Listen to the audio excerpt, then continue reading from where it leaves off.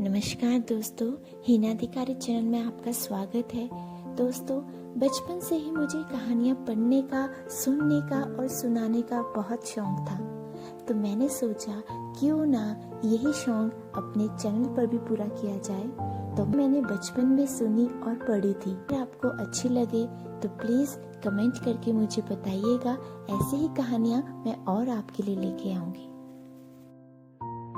बहुत पुराने समय की बात है। लक्ष्मी नाम की एक लड़की वृंदावन के पास एक छोटे से गांव में रहती थी। वह बहुत सुंदर थी और पूरे गांव में उसकी सुंदरता की बहुत चर्चे थे। कभी कभी वह गांव के लोगों के साथ मजाक में शरारत और मस्ती भी करती रहती थी। लक्ष्मी के पिताजी फूलों की माला बनाते थे और गांव के चौक पर ही माला की रेहड़ी लगाते थे। वैसे उनकी मालाएं ज्यादा शादी ब्याह में ही बिकती थी। लक्ष्मी भी अपने पिता के कामों की सहायता करती थी। कहीं पर शादी ब्याह होती तो लक्ष्मी ही वहाँ फूल माला पहुँचा कर आती थी और शादी में भी खूब मस्ती करके आती थी। लक्ष्मी के पिताजी उसे खूब समझाते थे कि बेटी, अब तू बड़ी हो गई है और तू बाहर किसी से भी इतनी हंसी मजाक मत किया कर। तभी लक्ष्मी कहती है, मुझे इस गांव से और अपने इस गांव वाले से बहुत प्रेम है, इसलिए मुझे सबसे हंसी मजाक करके बहुत अच्छा लगता है। यह कहकर वह फिर से बाहर चली जाती है। तभी लक्ष्मी के माता पिता आपस में बात करते कि लक्ष्मी तो बड़ी हो गई है, लेकिन उसके अंदर अभी भी बचपना ही है। वैसे अब लक्ष्मी 19 साल की हो चुकी थी और उसके लिए अब शादी के रिश्ते आना भी शुरू हो गए थे। मगर लक्ष्मी तो उनसे भी खूब हंसी मजाक करती और शादी के लिए यह कहकर मना कर देती थी कि अभी तो मैं बच्ची हूँ। यह सुनते ही सभी लोग निराश होकर चले जाते थे। एक दिन लक्ष्मी को दूसरे गांव में फूल माला लेकर जाना था, क्योंकि वहां पर एक बड़ी शादी थी। लक्ष्मी अपनी एक सहेली को लेकर उस शादी में फूल माला लेकर पहुंच गई। जैसे ही वह फूल माला लेकर उस बड़े वाले घर में घुसी, वैसे ही सामने से एक सूरज नाम का लड़का बड़ी ही तेजी से लक्ष्मी की ओर आ रहा था। लक्ष्मी उसे रोकने के लिए कुछ कह पाती, उतने में तो सूरज फूल माला की टोकरी के साथ लक्ष्मी के ऊपर ही गिर गया। और जैसे ही वे दोनों खड़े होते हैं तो घर के सभी लोग ताली बजाने लगते हैं। तभी सूरज ने देखा कि सभी फूल मालाएं इधर उधर बिखर गई हैं, मगर सूरज और लक्ष्मी के गले में एक एक माला डली हुई थी। लक्ष्मी और सूरज एक दूसरे को देखते ही रह गए। सूरज अपने मन में सोच रहा था कि हे भगवान, ये माला वाली लड़की कितनी सुंदर है, काश इस लड़की से मेरी शादी हो जाए। उधर लक्ष्मी तो अपना दिल ही सूरज के आगे हार चुकी थी। तभी सूरज लक्ष्मी से कहता है, मुझे माफ कर देना, तुम्हें कहीं लगी तो नहीं? लक्ष्मी अपनी गर्दन को हिलाते हुए कहती है, नहीं। तभी सूरज की माँ वहाँ आ जाती है और उन्हें देखकर वह सब समझ जाती है। सूरज की माँ सूरज से कहती है, सूरज बेटा, ये जो मालाएं खराब हो चुकी हैं, इस लड़की को इन सभी मालाओं के पूरे पैसे दे दो और इसकी घर जाकर जल्दी दूसरी फूल माला लेते आओ, क्योंकि तुम्हें पता है ना कि शाम को तुम्हारी बहन की शादी है और इसीलिए फूल मालाओं की जरूरत पड़ेगी। तभी पीछे से लक्ष्मी की सहेली कहती है, माता जी, इसका नाम लक्ष्मी है। उसका नाम सुनते ही सूरज की माँ कहने लगी, बेटी, तुम्हारा नाम तो बहुत ही सुंदर है तुम्हारी तरह। तब सूरज कहता है, माँ, क्या मैं अब जाऊँ इस माला वाले के साथ फूल माला लेने? सूरज की माँ कहती है, हाँ जा, लेकिन इसका नाम माला वाली नहीं, लक्ष्मी है। सूरज कहता है, ठीक है माँ, अब मैं इसे लक्ष्मी ही कहूँगा। तभी लक्ष्मी और उसकी सहेली फूल माला लेने सूरज को अपने घर लेकर जाते हैं। लक्ष्मी का घर सूरज के घर से लगभग 2 से 2.5 किलोमीटर था। सूरज जैसे ही लक्ष्मी के घर पहुंचता है, वैसे ही लक्ष्मी के माता पिता सूरज को देखकर चौंक जाते हैं। तभी लक्ष्मी के पिताजी सोचते हैं कि जरूर लक्ष्मी कोई गड़बड़ करके आई होगी। तभी लक्ष्मी के पिताजी लक्ष्मी को अंदर बुलाते हैं और पूछते हैं, बेटी, ये लड़का कौन है? लक्ष्मी कहती है, पिताजी, ये सूरज है और आज शाम को इनकी बहन की शादी है। मेरी थोड़ी सी गलती की वजह से सभी माला नीचे गिरकर खराब हो गई, इसीलिए ये दूसरी माला लेने आए हैं। और जो माला नीचे गिर गई थी, सूरज की माता जी ने उन फूलों के पैसे भी मुझे जबरदस्ती दे दिए।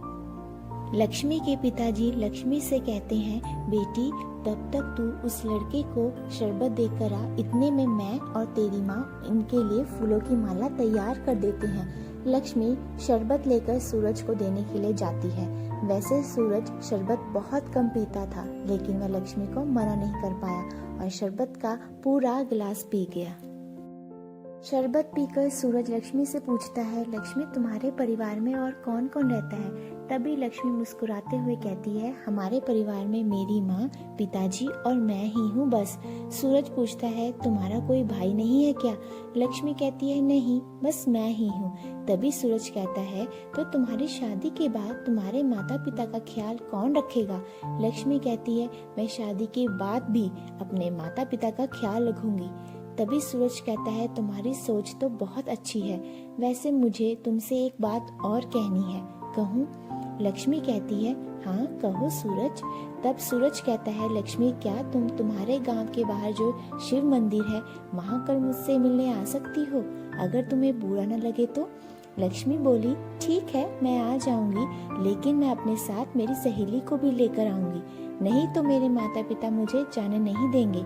सूरज कहता है, ठीक है, फिर कल मैं शाम को तुम्हारा इंतजार करूंगा। यह कहकर सूरज फूल माल लेकर चला जाता है। अगले दिन शाम को लक्ष्मी अपने पिताजी से कहती है, पिताजी मैं अपनी सहेली के साथ गांव के पास शिव मंदिर में जा रही हूँ, थोड़ी देर में आ जाऊंगी। तभी लक्ष्मी के पिताजी सोचते हैं कि आज अचानक लक्ष्मी शिव मंदिर क्यों जा रही है। तब लक्ष्मी की माँ उनसे कहती है, जाने दो, अब वह बड़ी हो चुकी है और अपनी लक्ष्मी बहुत समझदार है, वह कोई गलत काम नहीं करेगी। यह कहकर लक्ष्मी की माँ लक्ष्मी के पिताजी का मन शांत कर देती है। लक्ष्मी और उसकी सहेली शिव मंदिर पहुंच जाते हैं, पर वहां सूरज पहले से ही उनका इंतजार कर रहा था। लक्ष्मी को उसकी सहेली कहती है, लक्ष्मी तू सूरज से बात कर ले, मैं यहीं पर बैठकर तुम्हारा इंतजार करती हूँ। तब लक्ष्मी कहती है, ठीक है मैं सूरज से मिलकर आती हूँ। लक्ष्मी सूरज के पास जाकर कहती है, कहो सूरज तुम्हें क्या कहना है? सूरज कहता है, लक्ष्मी पहले तुम शिव जी की कसम खाकर कहो कि तुम मेरी किसी भी बात का बुरा नहीं मानोगी, और अगर तुम्हें किसी बात का बुरा लग भी जाए तो तुम मुझे माफ कर दोगी। लक्ष्मी शिव जी की कसम खाती है और कहती है, नहीं सूरज मैं तुम्हारी किसी भी बात का बुरा नहीं मानूंगी, और अगर मुझे बुरा लगा भी तो मैं तुम्हें माफ कर दूंगी। अब कहो सूरज तुम्हें क्या कहना है?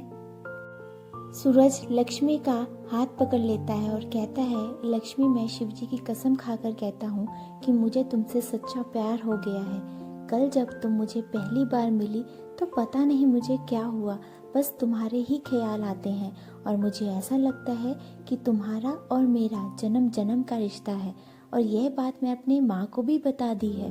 अब मुझे पता नहीं कि तुम मेरे बारे में क्या सोचती हो लक्ष्मी।